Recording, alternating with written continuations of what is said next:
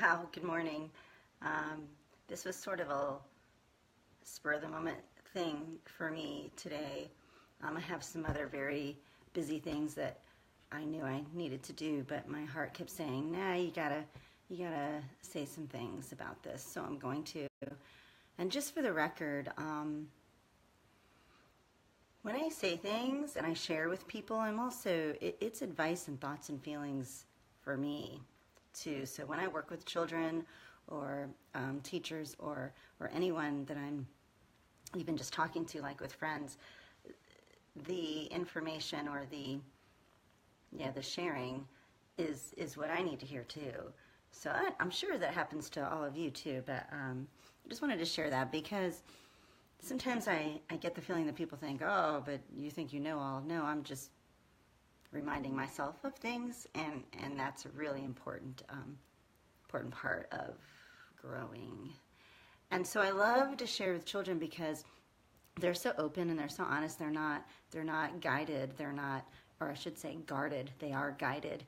They don't stop. They don't hesitate. They're just honest and out there and authentic. So sharing with them is always beautiful, and listening to them is one of the most important aspects of what I do in creating a mindful classroom. So why a mindful classroom? Well, today's classrooms, and I don't know, maybe forever they've been like this. I know for me they have been. There's just a lot of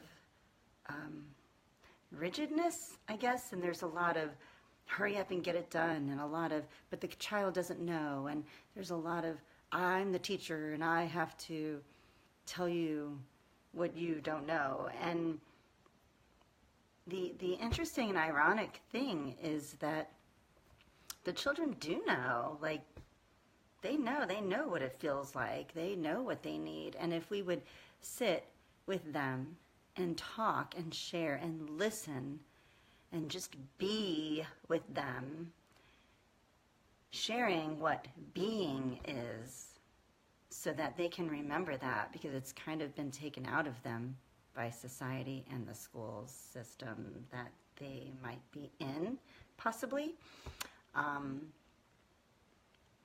They know from their hearts what's important, what they need. Not so much important, but what they need in order to learn, in order to learn in the environment that they're being expected to learn in. So creating a mindful classroom, I feel, from every fiber of my being is incredibly essential for now. The environment that the children are in a lot, or many environments, I should say, that children are in are maybe not offering an environment that's in their best and highest good for their beingness. And so then maybe that is why the test scores aren't where they want them to be according to the government standards, or maybe that's why the children are acting out, or there's behavioral issues. I don't believe in that. But again, that's a belief too. So I just want to talk about or share that creating a mindful classroom is not a buzzword for me. It's creating a space. It's creating an environment where everyone, including the teacher, is free, feels safe, are connected to each other and themselves, and are in a space where they feel safe. They can feel what they need to feel. They can share. They can support each other. This is children and teacher. This is an environment for everyone together.